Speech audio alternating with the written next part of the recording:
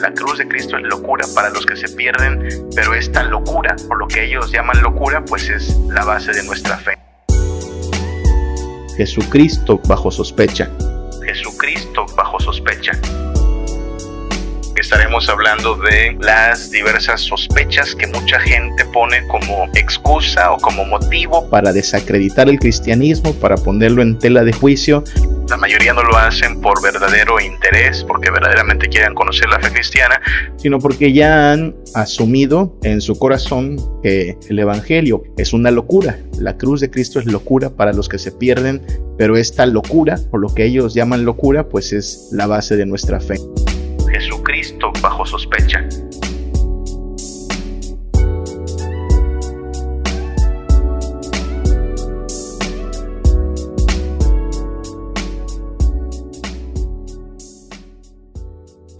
¿Por qué estamos hablando de este tema? Bueno, dijimos en la oración, estamos camino a celebrar Semana Santa. De hecho, hoy comienza la temporada que tradicionalmente le llaman Cuaresma.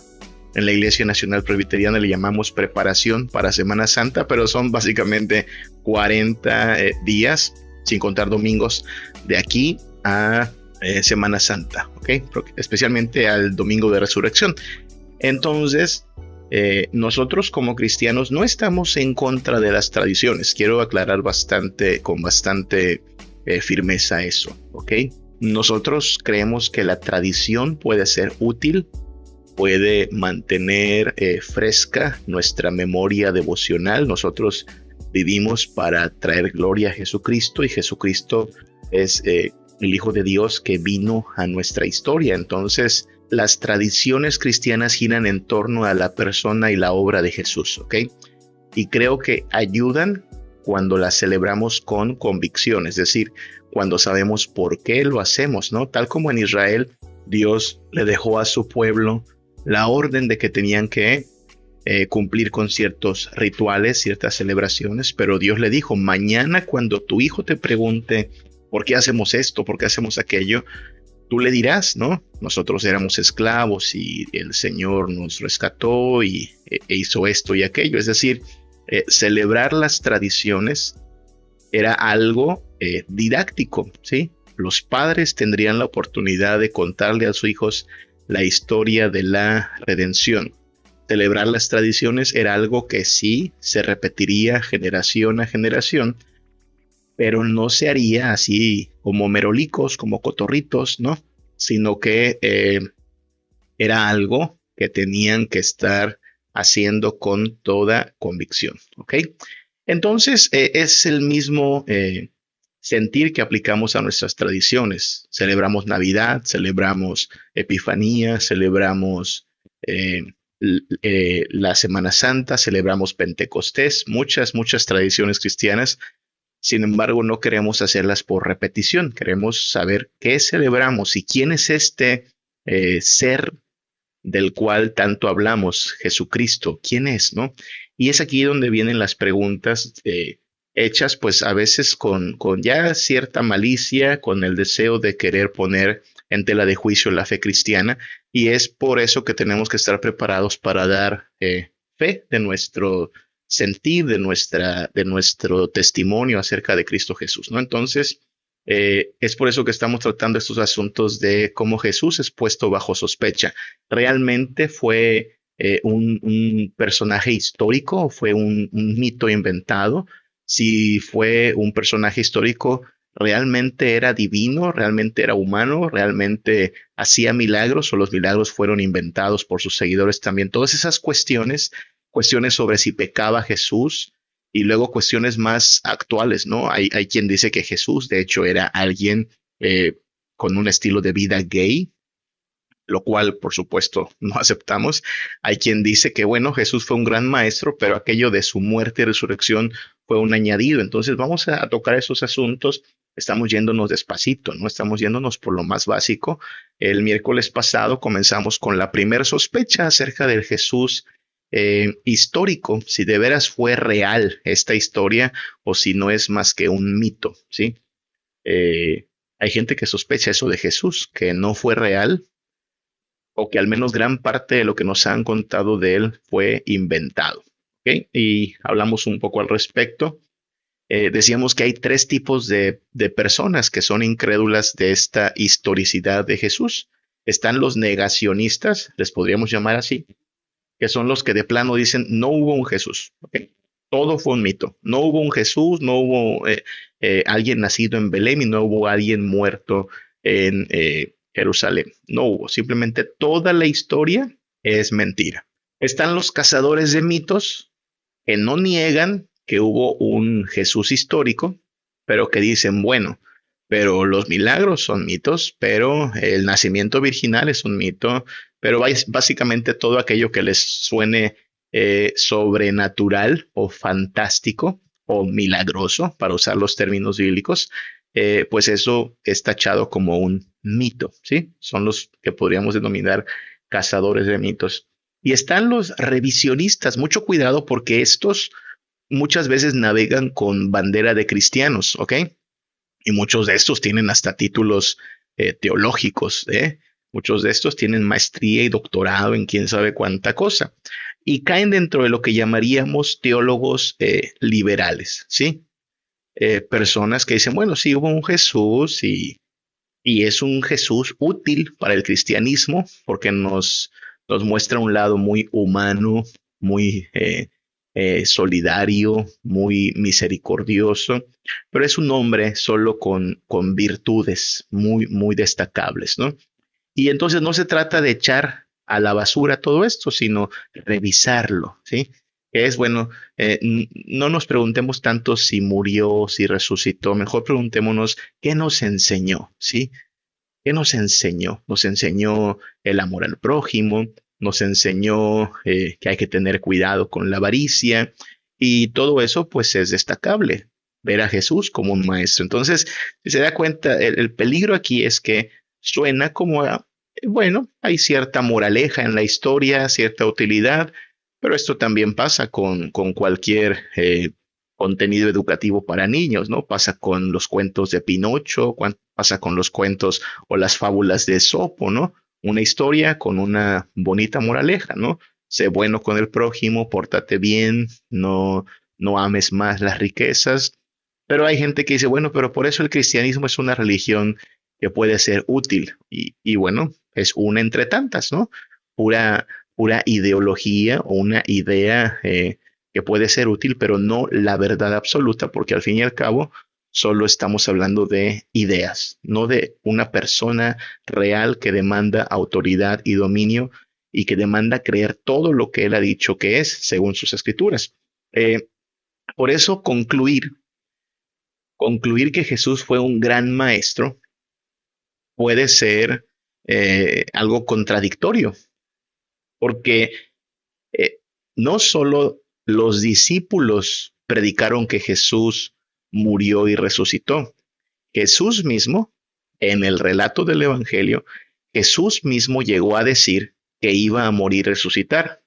O sea, no solo los discípulos después de la resurrección de Jesús lo anduvieron proclamando, él mismo aseguró que iba a morir y que iba a resucitar.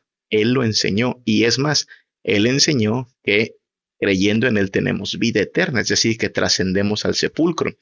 Dicho de otra forma, no podemos decir que Jesús es un gran maestro. Perdóname usted, pero si yo me entero que mi hija va a la escuela y que el maestro se la pasa contándoles cuentos de la Llorona, cuentos, no sé, de seres mitológicos y fantásticos, y que les habla de que los ovnis bajan acá en Chichén Itzá, yo pues con bastante certeza le podría decir, pues hija, no sé a qué vas a la escuela, te están contando puros cuentos, ese maestro no te está dando nada más que historias de fantasía, ¿no? No podría decir, bueno, pero es un buen maestro, ¿no? No, alguien que te enseña mentiras, alguien que te enseña historias de fantasía, no puede ser un buen maestro, no es un buen maestro. Y eso pasa con Jesús, ¿ok? No podemos concluir, bueno, era un gran maestro, ¿no? A lo mejor no hizo milagros, a lo mejor no multiplicó los panes, a lo mejor ni siquiera resucitó, pero fue un gran maestro. No, Señor, no puede ser así. No podemos concluir eso. Porque si era un gran maestro, debió enseñar la verdad. Y si lo que dijo acerca de su poder, de su deidad, dijo cosas incluso que a los mismos fariseos le parecieron extrañas, como cuando ellos le preguntaron cuántos años tienes, porque no concebían la idea de que él se hiciera igual al Dios que ellos habían escuchado, según las escrituras. Y él dijo, antes que Abraham fuese, yo soy, ¿no? O sea, lo que está diciendo es, yo existo, yo soy desde antes de su padre Abraham, del que tanto alardeaban. Y los fariseos se enojaron por eso. Y entonces usted no puede y yo no podemos decir, bueno, Jesús era un gran maestro y ya, no, porque si lo que dijo acerca de sí mismo, como que él era uno con el Padre, como que él tenía poder para perdonar pecados, como que él tenía poder para levantarse de la muerte, si esos eventos no fueron verdad, entonces solo hay de tres, y estas son ideas de un hermano llamado C.S. Lewis, muchos de ustedes lo conocen, ¿no? Jesús o estaba loco, y entonces sí, todo lo que dijo fueron puros disparates. No sé si usted conozca una persona que tenga problemas mentales, problemas como esquizofrenia, no sé, que inventan cosas. Es feo, ¿no? Yo conozco personas que, que padecen este trastorno mental, esta enfermedad mental, y tú sabes que lo que están diciendo es incoherente y es más, ni siquiera se los tomas a mal. Tú dices, pobrecito, o sea, es que su mente está tan dañada, tan pues caótica, que inventan cosas. Y está bien, o sea, ni modos. Ese Jesús de Nazaret era un loco, alguien esquizofrénico, y bueno, se inventó historias, pero pues, ¿qué más? No tiene la culpa de su locura. O número dos, decía mentiras, como muchos charlatanes, como el fundador de la Luz del Mundo que está en la cárcel, ¿no? Esa secta que le sirvió de plataforma para sus múltiples maldades, ¿no? Muchos fundadores dicen mentiras. El fundador de los mormones dijo muchas mentiras. El fundador de los adventistas del séptimo día, la fundadora, una de ellas, Elena G. de White, muchos de ellos pronosticaron eventos que no sucedieron, dijeron cosas que después resultaron ser refutadas. Entonces, pues ahí tenemos uno más, Jesús diciendo mentiras. Entonces, esa es la situación.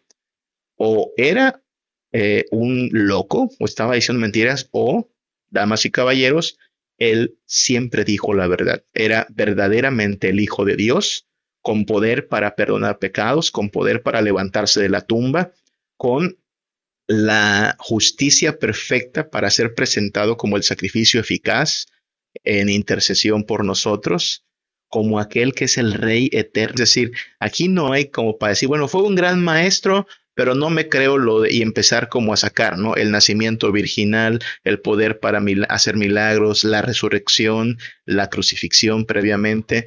No, uno no puede decir, me quedo con esto de Jesús y lo demás lo echo a un lado. Es todo o nada, ¿ok? Es todo o nada. Y entonces, pues de ahí la importancia de la historicidad de Jesús. Cierro esta parte que estamos repasando, además, solamente, ¿no? Juan 20 del 30 al 31. Hizo además Jesús muchas otras señales en presencia de sus discípulos, las cuales no están escritas en este libro. Pero estas se han escrito para que creáis que Jesús es el Cristo, el Hijo de Dios, y para que creyendo tengáis vida en su nombre. ¿Sí? Hizo muchas cosas, de eso está hablando Juan, de un Jesús histórico que hizo muchas cosas. No se nos relatan todas esas cosas, hay muchos huecos. De hecho, gran parte de lo que se nos dice de Jesús tiene que ver con sus últimos días, todo el tiempo previo, esos 30 años antes de su ministerio, pues para nosotros no están ahí escritas las bitácoras de qué hizo, pero lo que se escribió es para que creamos que Él es el Hijo de Dios y que creyendo en Él tengamos vida en su nombre. Ahora bien, eso da paso a otra sospecha. Supongamos que dice, ok, te la tomo. Sí creo que ese Jesús es alguien especial. Pero aquí es donde viene una sospecha también, una sospecha que se presentó desde casi el inicio del cristianismo, y es esta, que Jesús, el Jesús del Evangelio, no fue plenamente humano. ¿Okay? Mire qué importante, porque quizá hoy, en el siglo XXI, lo que más se duda es la divinidad de Jesús. Muchísimos no creen en la divinidad de Jesús. Es más, ahí están los testigos de Jehová, una de las sectas más crecientes en este siglo. Los testigos de Jehová no creen en la divinidad de Jesús. Y en gran parte también los adventistas, pero luego hablamos de sectas.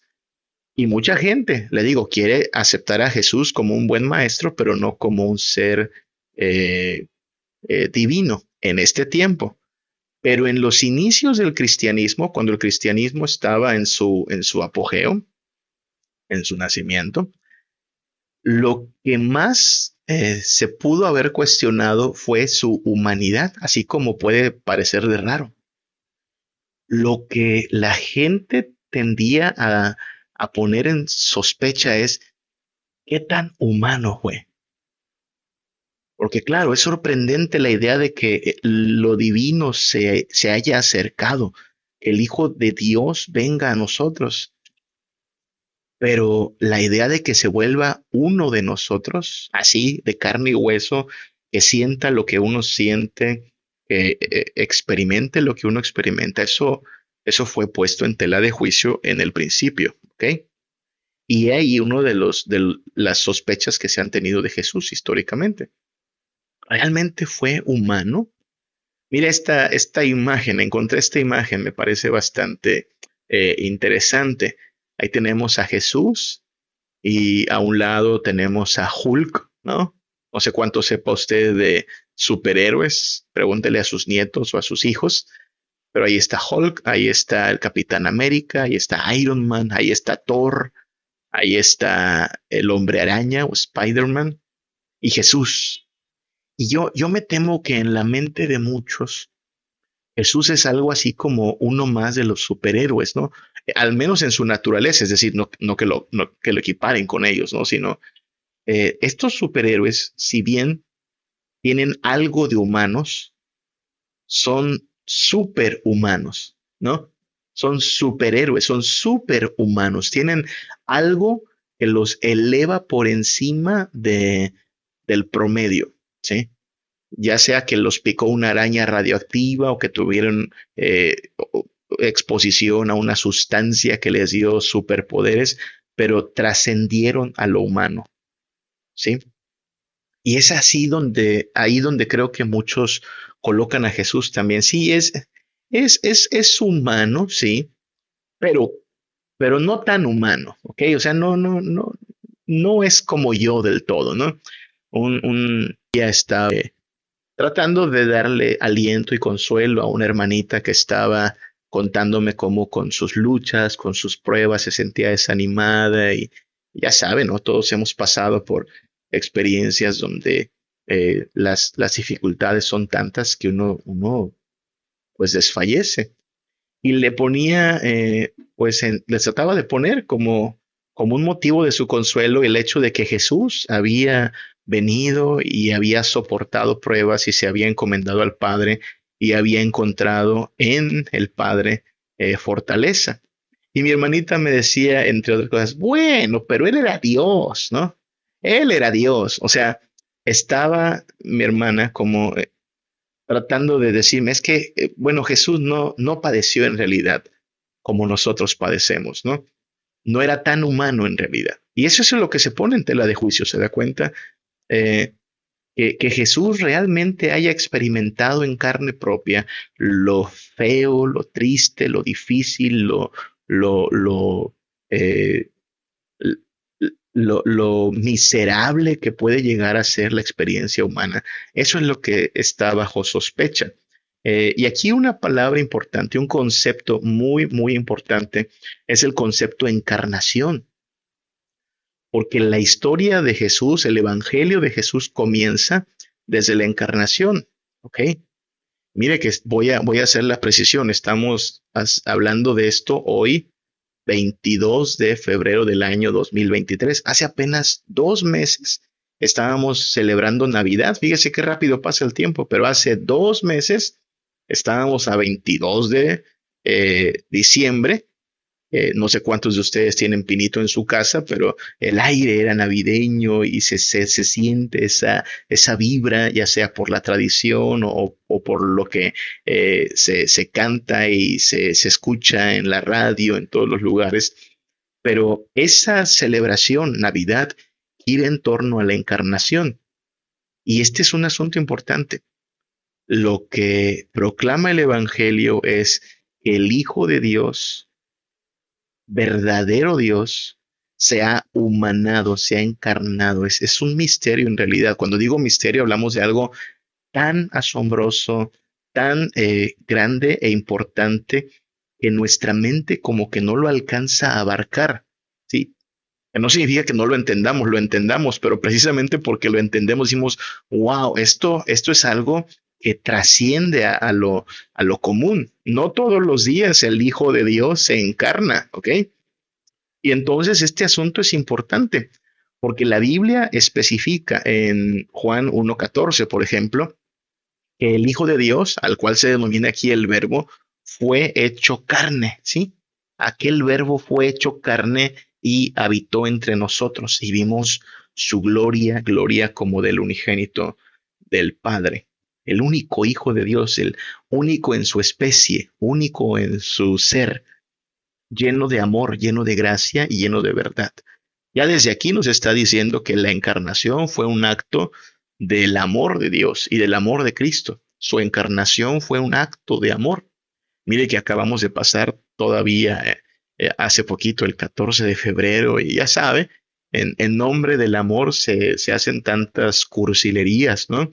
Pero nuestros intentos de amor se reducen a un osito de peluche, a un ramo de flores, a una serenata. Los que tienen más recursos o los que tienen más eh, romanticismo, pues hacen cosas más grandes, pero el amor de Dios no se manifestó en accesorios, no se manifestó en bienes que se podían comprar de otra manera, no, se manifestó en la encarnación de su Hijo.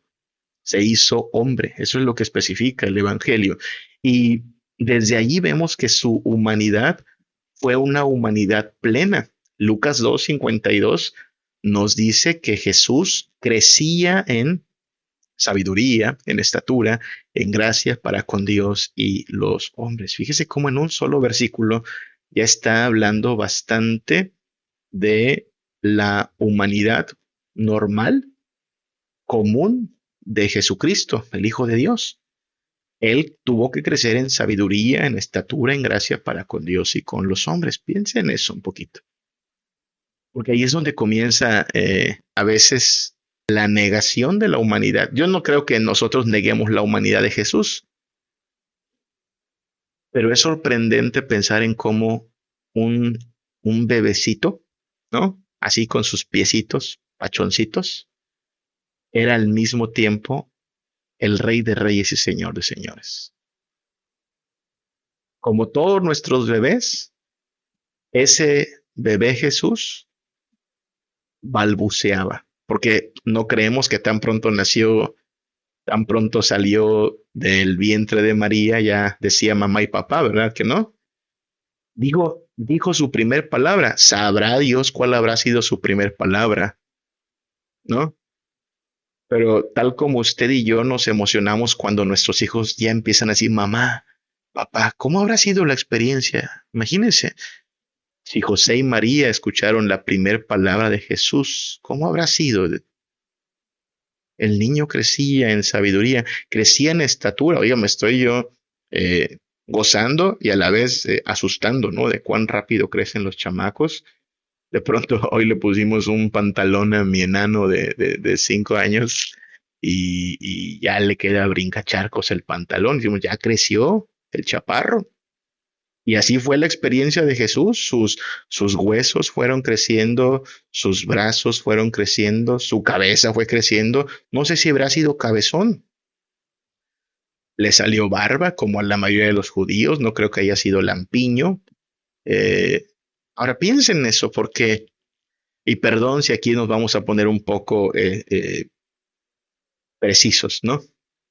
Pero era tan humano Jesús, tan humano que tenía todas las experiencias humanas. Es decir, se cansaba, comía, dormía, quizá roncaba. ¿Se imagina usted a Jesús roncando? Eh, Tenía hambre y también iba al baño y también pues tenía mal aliento y en sus ojos había lagañas y en su nariz había mocos, como todos los humanos. Si estos pensamientos le parecen un poco irreverentes, el problema es que en realidad pensamos poco en la humanidad de Jesús. ¿Se da cuenta? Solo Dios sabe, pero no me sorprendería que en el proceso de crecimiento se habrá tropezado, ¿no? ¿Conserva usted alguna cicatriz de su infancia? Yo tengo una alcancía que me quedó aquí en mi cabeza. Por ahí de los 4 años, una niña me quiso cargar, una niña que tendría en aquel momento unos 10 años, y como vio a un gordito bonito, lo quiso cargar y me cargó y me le caí. Y hasta el día de hoy tengo esta alcancía acá, ¿no? Una cicatriz. Jesús a lo mejor tuvo eso también, también lloró, también buscaba los brazos de sus padres, como todo niño. Yo sé que eso suena un poco raro, porque ahí es donde está el misterio. Sí, pero espérate, estamos hablando del Hijo de Dios, soberano y sublime y altísimo. Sí, todo eso es verdad, y al mismo tiempo, verdadero hombre. Tan es así que sabe lo que es que le chillen las tripas cuando tiene hambre, sí lo sabe. Así como a usted y a mí nos ruge la panza cuando tenemos hambre. También él sabía eso. También habrá sabido lo que es una migraña, a un dolor de cabeza, o el cansancio en los pies de tanto caminar, que por cierto caminaba más que muchos de nosotros. Él era humano en toda la extensión de la palabra, y por eso mismo es importante establecer esta humanidad, porque, hermanos, lo primero que hubo en la historia fueron negaciones de la plena humanidad de Cristo, ¿sí? Es que yo me imagino que esto era como tan bueno para ser verdad, era demasiado sorprendente como para ser verdad. Y lo que hubo fueron pues negaciones de la plena humanidad de Cristo o ideas alternas de la encarnación. Por ejemplo, hubo una secta que adoptó una forma de pensar llamada ebionismo, ¿sí? Perdón por las palabras, son un poco técnicas. El ebionismo enseñaba que Jesús fue un humano, ¿sí? Un hombre, que en el bautismo fue habitado, algo así como poseído, habitado por el Cristo divino, y le sirvió como de vehículo al Cristo divino, y antes de morir, pues este Cristo divino lo abandonó, ¿no? Ojo, ¿qué está haciendo ya esta idea? Que es una idea muy antigua. No me quiero meter en los asuntos de qué siglo y qué proponente, porque este es un ejemplo nada más. Hay un montón de sectas que desde el principio de la cristiandad dieron ideas alternas, ¿no? Pero esa es una de las más destacables. Ya está distinguiendo que una cosa es el Jesús humano y otra cosa es el Cristo divino. Y estamos hablando casi como de dos personas, ¿no? Cuando en realidad nosotros afirmamos que Jesucristo es una persona, con dos naturalezas, pero una persona. Pero bien, el ebionismo decía, bueno, el Jesús humano le sirvió solo como vehículo, no es como pagar renta, ¿no? Llegas, te instalas y haces de las tuyas, y cuando se acaba tu proyecto, te vas, ¿no? Eso pasó. Y eso enseñaron muchas personas, ¿no? Que bueno, Dios solo buscó un vehículo, solo buscó pues un ente humano temporal, pero lo que habitó a este ente humano temporal fue la divinidad, ¿no? Eso creía el ebionismo. Es un intento, recuerde, es un intento de querer explicarlo, porque ninguna herejía surge así bueno, generalmente no surge así con la malicia de voy a inventar una herejía que haga que el cristianismo entre en problemas. No, lo más probable es que estas personas querían explicar lo que de por sí es sorprendente y difícil de explicar. Querían explicarlo y en el intento de explicarlo salió peor la explicación, porque cayeron en herejías, es decir, enseñanzas contrarias a la Biblia. La Biblia no distingue entre un Jesús humano y un Jesús divino, no, siempre se refiere a la persona, ¿sí? El Jesús, el Hijo de Dios, no distingue entre el humano y el divino, eso no pasa. Ahora, hubo otra herejía y muchas similares que lo que afirmaba es que Jesús solo parecía tener un cuerpo, pero no era un cuerpo real, o sea, solo era una apariencia de cuerpo, como un Jesús de maniquí, ¿no? Como un disfraz, como una marioneta quizá, una apariencia, una máscara humana, pero en realidad no estaba verdaderamente encarnado. ¿Y por qué creían eso los docetistas? Porque estaban influenciados por un pensamiento allí filosófico, platonista, que asume que la materia es mala, ¿sí? Que la materia es corrupta. Y entonces, si la materia es corrupta, si la materia es mala, pues no podríamos pensar que el unigénito de Dios tomó parte de esa materia. Fíjese cómo las ideas tienen consecuencias. Si usted piensa que el cuerpo es malo, pues entonces lo que va a terminar haciendo es menospreciar al cuerpo, ¿no? Cuerpo malo. Y eso es lo que pasó a lo largo de la historia también con muchos movimientos monásticos, ¿no? Esta idea de que flagelarse el cuerpo es necesario porque así es como nos volvemos más espirituales. Ahí viene Semana Santa y va a ver que mucha gente tiene esta idea en los Vía Crucis, ¿no? Con sus mandas. Si sangro, si hago doler a mi cuerpo, entonces me vuelvo más espiritual, ¿no? Pues más o menos esas son las ideas del docetismo, ya que la materia es mala y el cuerpo es malo, pues el Hijo de Dios no podía tener contacto con lo malo. No se encarnó de verdad. Parecía humano, se veía como humano, pero no era humano. Siempre fue solo divino. Y está otra idea por ahí, apolinarianismo. Exacto, hermano Pablo, exacto, sí, esta idea de que abstenernos de comer carne porque la carne es mala, hermano, si la carne es mala, entonces no hay que comerla nunca, ¿no? No nada más en Cuaresma, ¿no? Pero sí, es muy común este pensamiento de que lo material es malo y entonces mientras menos contacto con lo material, más espirituales. Eso es un dualismo que también hay que demoler y hablaremos más de eso el próximo miércoles cuando veamos el otro extremo de estas sospechas que tiene que ver con la divinidad de Jesús.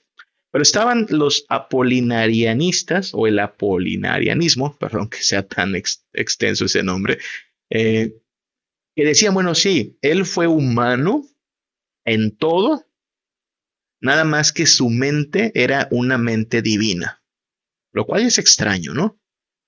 O sea, todo era humano, menos la mente, por eso nos quedamos con un Jesús así como descabezado, ¿no? O sea, tiene manos de hombre, cuerpo de hombre, corazón de hombre, pero la mente es la divina. Hay un problema allí, le voy a decir cuál es el problema.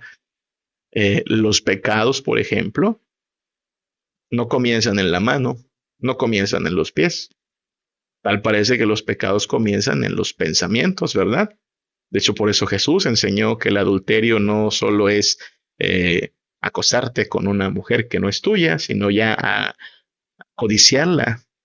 Codiciarla hace que ya adulteres con ella en tu corazón. Entonces, el problema está en que si Jesús no tenía una mente humana como la mía, pues entonces no se puede compadecer de mí. No sabe lo que es la miseria humana, no sabe lo que es un pensamiento de tristeza y no sabe lo que es la tentación tampoco, porque pues una mente divina no puede pensar como yo, ¿no? Entre otras cosas, por supuesto. Pero siempre estas ideas nos dejan con un Jesús así como mocho, ¿no?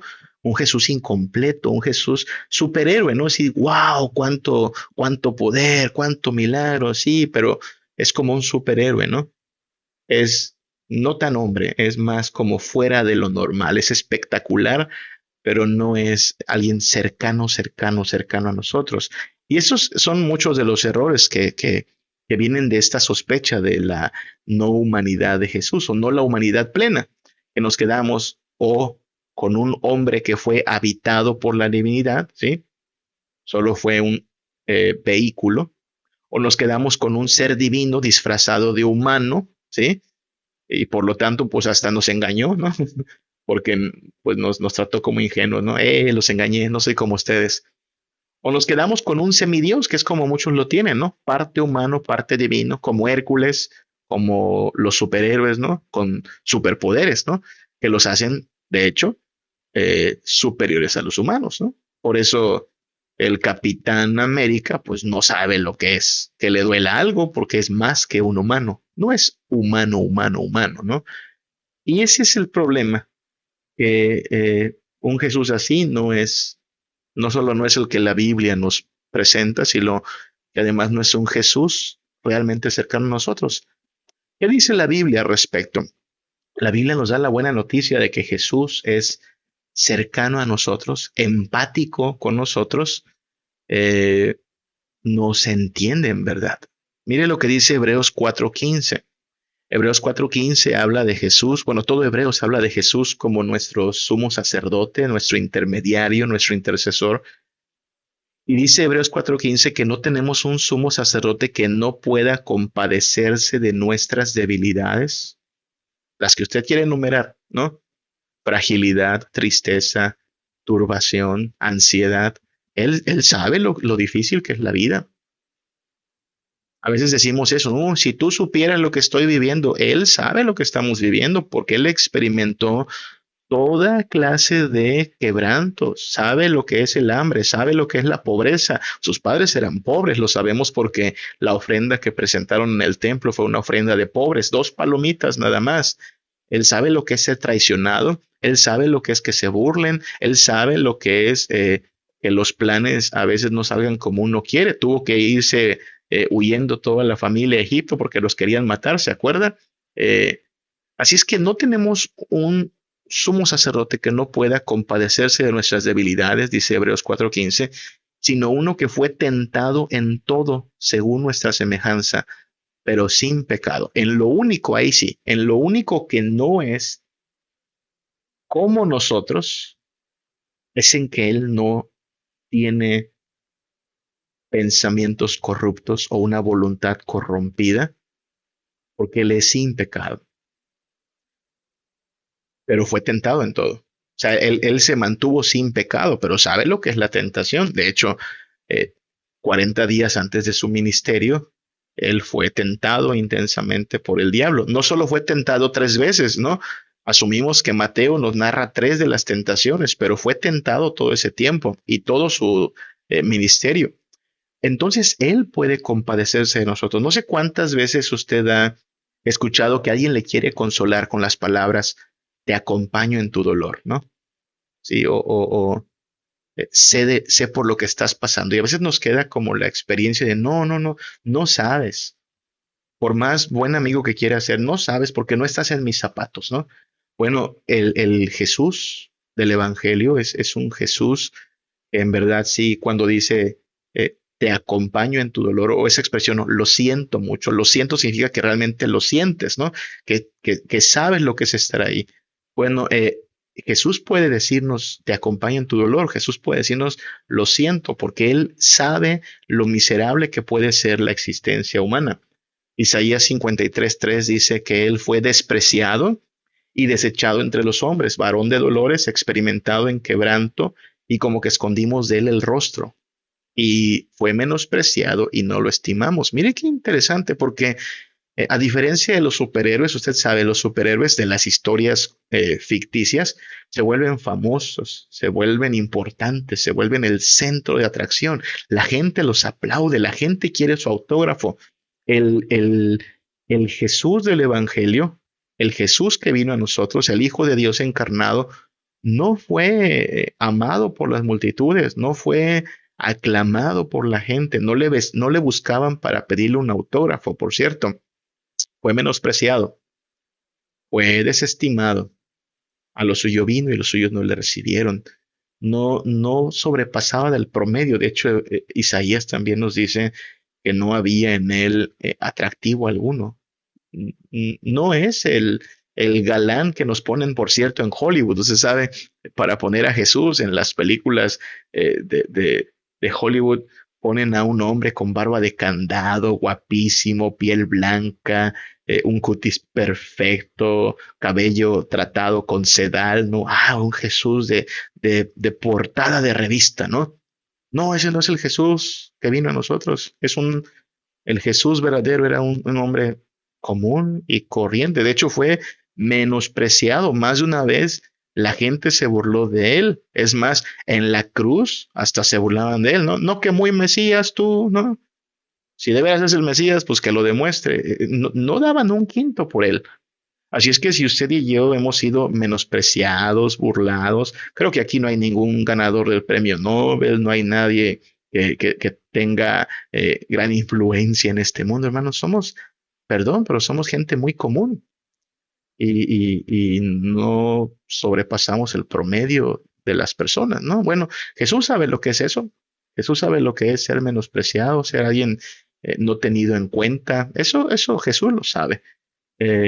Filipenses 2, del 6 al 8, de hecho, enmarca el grado de entrega de Jesús. Jesús, siendo en forma de Dios, no se aferró a esa gloria como algo que quisiera conservar al venir acá a la tierra, sino que se despojó a sí mismo tomando forma de siervo, hecho semejante a los hombres. Y estando en esa condición de hombre, se humilló a sí mismo, haciéndose obediente hasta la muerte y muerte de cruz. Esto es lo sorprendente del Evangelio, que Dios se haga hombre. Sí, suena una locura. De hecho, Pablo dirá esto a los griegos les suena una locura y a los judíos les parece imposible de creer. Pero esta locura del Evangelio es la que proclamamos, el Hijo de Dios crucificado, haciéndose como nosotros, tomando forma de siervo. Claro, esto nos está llevando al otro extremo, porque entonces alguien diría, entonces se hizo hombre y dejó de ser Dios. No, no, no. Se hizo hombre y fue hombre y Dios, y vivió hombre y Dios, y murió hombre y Dios, y resucitó hombre y Dios. De eso hablaremos el próximo miércoles, Dios mediante. Pero hoy estamos hablando de la humanidad, ¿sí? Que nadie diga que Jesús, pero él era más que un humano. Bueno, pero era 100% humano, ¿sí?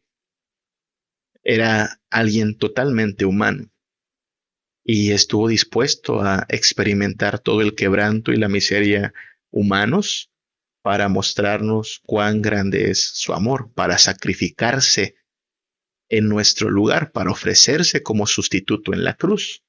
Reflexiones de la humanidad de Jesús. Bueno, una reflexión básica es, él no es malo, hermanos. El Hijo de Dios se hizo hombre, no aparentó ser hombre, se hizo hombre. Y el cuerpo en realidad no es malo, ¿sí? Lo que se corrompió por el pecado no fue el cuerpo del ser humano, fue el ser humano en su totalidad, en todas sus facultades, en todos sus aspectos. Y Jesús lo que hace es redimir precisamente al ser humano en su totalidad, es decir, nos redime en cuerpo, en alma, en pensamientos, en voluntades. Por lo mismo, el hecho de que Jesús se haya encarnado nos indica que el cuerpo no es malo. Por eso debemos cuidar nuestro cuerpo como templo del Espíritu Santo y por eso creemos en la resurrección de la carne. Nosotros no creemos que el Señor viene solo por nuestra alma, ¿no? No, viene por la humanidad completa, es decir, por el humano completo, por nosotros, y por eso nos promete resurrección. Algo más que hay que decir es que este es el mejor mundo que existe, ¿sí? Así como suena miserable, un mundo complicado, un mundo con dolor, un mundo pues con bastantes problemas. Este es el mejor mundo que existe. ¿Por qué cree? ¿Por qué llegamos a esta conclusión? Bueno, porque este es el mundo donde el Hijo de Dios aparece en la historia. Recuerde que todo redunda en la gloria de Dios y por lo tanto, este fue el mundo que mejor cumplía el propósito de Dios de manifestar la gloria de su Hijo. Si hubiese existido otro escenario en el cual la gloria del Hijo de Dios se pudiese haber manifestado con mayor plenitud, mayor grandeza, sería aquel y no este. Pero en este mundo en el cual estamos hoy respirando. Aquí fue donde el Hijo de Dios entró en la historia y se encarnó, porque este es el mejor mundo. Claro, tiene sus problemas, pero esos problemas están en proceso de ser revertidos precisamente para la gloria del Hijo de Dios. Entonces, esto nos llena de esperanza, no sé usted, pero esto nos llena de esperanza porque oye, esta es una buena historia, la historia donde a pesar de que todo se fue a la basura aparentemente, el Hijo de Dios toma, como dice Jesús, ¿no? El Hijo de Dios vino a buscar y a salvar lo que se había perdido, toma lo que parecía que ya no quedaba más que para la basura y hace todas las cosas nuevas para su gloria y para nuestro deleite en él. Y lo más importante, Cristo, el Cristo del Evangelio, el Cristo que adoramos los cristianos, es solidario y comprensivo. Solidario y comprensivo. En este momento se está llevando una guerra allá en Europa entre Ucrania y Rusia, ¿verdad? Y hemos visto en las noticias cómo los mandatarios, ¿no? Tratan de argumentar que están en lo correcto al estar en guerra. He visto a los dos mandatarios de ambos bandos. No quiero decir quién tiene la razón, quién no. No me quiero meter en asuntos de política, pero usted sabe, los mandatarios, los he visto a los dos decirle a sus tropas, estamos con ustedes, creemos en ustedes, cuenten con nosotros. Sí, es solo de labios, hermanos. Porque ese mandatario, ese señor presidente de Rusia o el de Ucrania, ellos no están en la trinchera con sus soldados. Ellos no están enlodados con sus soldados. Ellos no están sudando con sus soldados. Ellos no están pasando hambre o frío con sus soldados. Ellos irán esta noche a dormir en su cama lujosa y la pasarán bastante bien. ¿Sí? Y así es como tristemente es en la tierra. Los reyes, los grandes, no se ponen al nivel de sus súbditos en el Evangelio. El Rey de Reyes y Señor de Señores se solidariza con el hombre, camina con el hombre, sufre con el hombre, llora con el hombre, se hace incluso el sustituto del hombre para morir bajo la ira y la condenación a fin de redimir al hombre. Este es en verdad un Cristo solidario, es un Cristo comprensivo. Cuando atravesamos prueba, dolor, tribulación, angustia, este Cristo está a nuestro lado y nos dice, hey, sí, chavo, te entiendo, sí, la vida es difícil y te acompaño en tu dolor. Ya pasé por eso y créeme, vamos a pasar por esto. Por eso nos asegura que en Él tenemos dicha y gozo. Y por eso Pablo dice en Romanos, ¿no? ¿Quién nos va a separar de esto? Ni la tribulación, ni la angustia, ni la muerte, ni el hambre, nada. Nos puede del amor de Dios que es en Cristo Jesús. ¿Hasta qué grado nos ama Dios? Hasta el grado de enviar a su Hijo Jesús a morir por nosotros, haciéndose humano. ¿Ok? Así es que Jesucristo, el Hijo de Dios que adoramos, es verdadero hombre. La próxima semana hablaremos de la divinidad de Jesús, porque ese es el otro extremo. Se duda de la divinidad de Jesús, pero por ahora hemos llegado al final de esta llamada.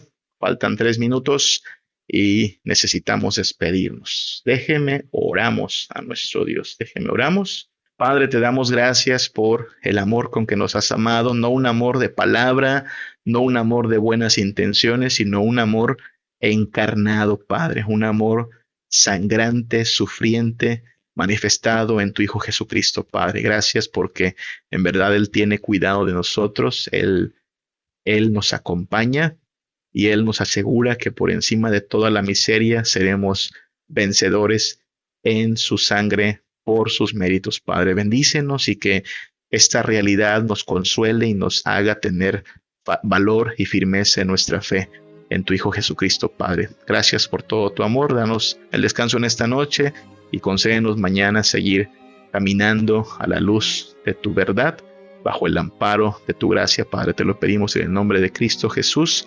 Amén.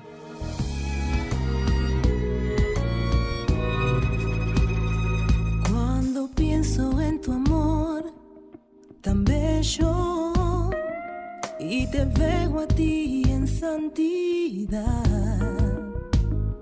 y tu divinidad excede las riquezas de este mundo, te siento en mi corazón cuando me llamas con tu amor, cuando todo está